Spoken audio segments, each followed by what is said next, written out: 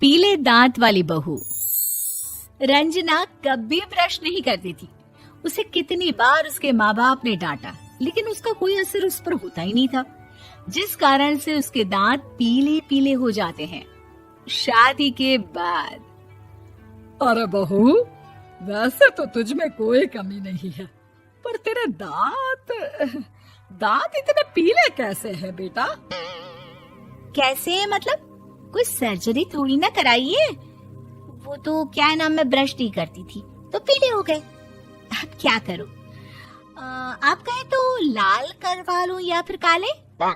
यार ये क्या है, क्यों माँ से लड़ रही हो? लड़ रही हूँ? अरे मैं लड़ रही हूँ या ये बोल रही है कि दांत पीले हैं, पीले। अरे तपस्या थोड़ी ना की है इन्हें पीले करने के लिए। बकायदा ब्रश नहीं किया है 20 साल तक, तब जाकर। छी, कैसी बात कर रही हो?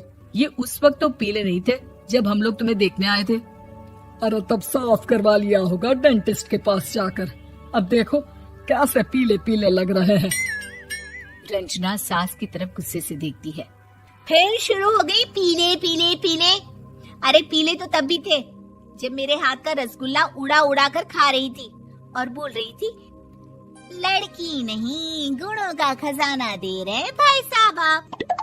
खैर, अब वो लोग करते भी तो क्या करते, पीले दांत वाली बहू पल्ले पड़ी थी तो झेलना तो था ही।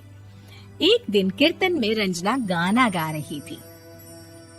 अरे कमला बहन, माँ का द्वार है, यहाँ तो सब शुद्ध होकर आते हैं, फिर अपनी बहू को ब्रश भी नहीं करवाती तुम। दूर से पीले पीले दांत भक्ति में बाधा उत्पन्न कर रहे हैं। अरे कोई 2 साल की बच्ची थोड़ी ना लेकर आई हूँ मैं बहू बनाकर। अच्छी खासी लड़की है, अरे कैसे करवाऊं ब्रश? ये तो उसे खुद करना चाहिए ना। अब माँ बाप तो इसके जैसे तैसे निपटा दिए, ये नहीं सोचा कि सास कैसे संभालेगी। सास बहू को लेकर घर आ जाती है, लेकिन सोच लेती है कि अब इसे लेकर कहीं नहीं जाएगी।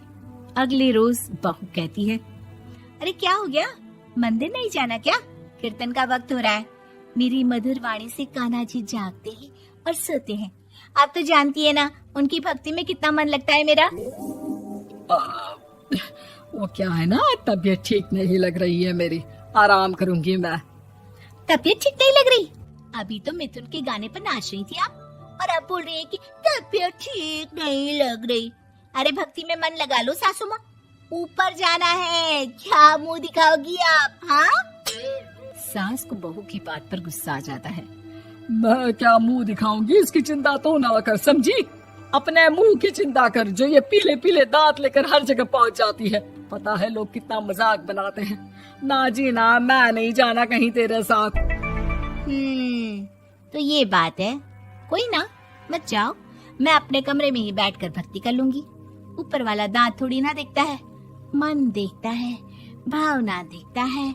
और अरे बस बस, तू सब कुछ दिखा, बस ये सफेद चमकदार दांत ना दिखाना किसी को, है? जा यहाँ से। बहू को सास की बात का कोई फर्क नहीं पड़ता, वो तो जैसी थी वैसी ही रह जाती है। सुबह नहाकर किचन में खाना बनाना, फिर खाना खाना, कीर्तन भजन करना और सो जाना। एक दिन, माँ जी मैं सहेली के घर जा रही हूँ, शाम को लेट आऊंगी। हाँ हाँ तो जाना, मैंने कौन सा तेरी आरती करनी है घर पर बैठकर। रंजना सहेली के घर जाती है, जहाँ वो पार्टी में जाने की तैयारी कर रही होती है। अरे शिखा, कहाँ जाने की तैयारी कर रही है? मैं गलत वक्त पर आ गई क्या? अरे नहीं यार, उल्टा सही वक्त पर आ गया।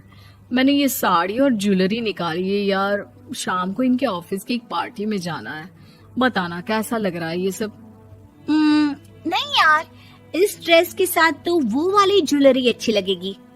हाँ हाँ सही बोल रही है, मैंने ध्यान ही नहीं दिया। वैसे तो हमेशा से मस्त फैशन सेंस रखती है। तो बड़ा जाती होगी ना पति के साथ पार्टी में। रंजना कुछ नहीं बोलती, बस सोचती है कि यार काश ये बात सही हो जाती, पर मैं क्यों नहीं जाती पार्टी में? क्या इन लोगों की कोई पार्टी होती नहीं होगी?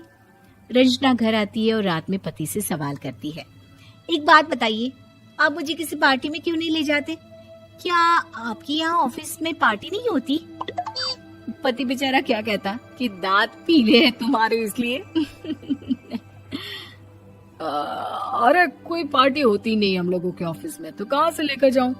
और मार्केट, मॉल, कहीं वीकेंड घूमना, कहीं तो। अरे यार, सारे हफ्ते में एक छुट्टी मिलती है, तो सोचता हूँ कि आराम ही कर लूं। क्यों? रंजना मन मार के रह जाती है।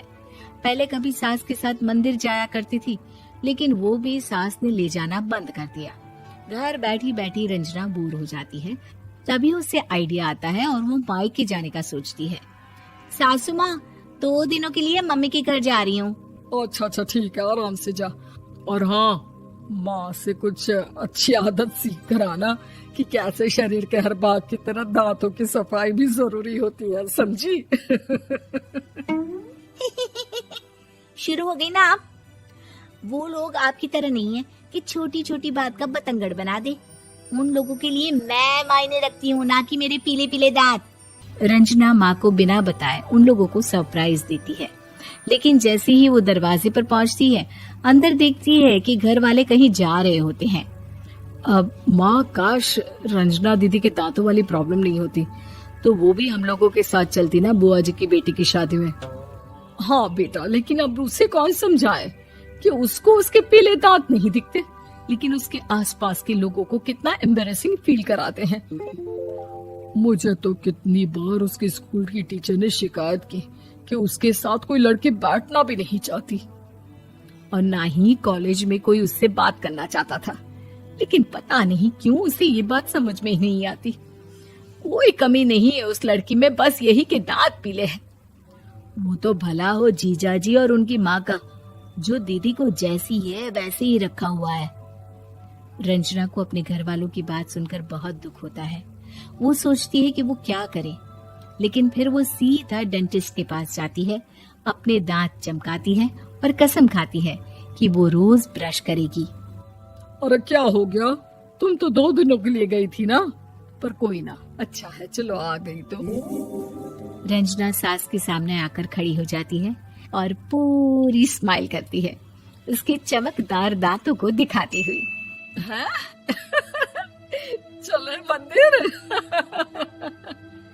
माँ, मुझे माफ कर दीजिए, मैंने आप लोगों को बहुत एम्बैरेसिंग फील करवाया। मैं आज से रोज ब्रश करूंगी।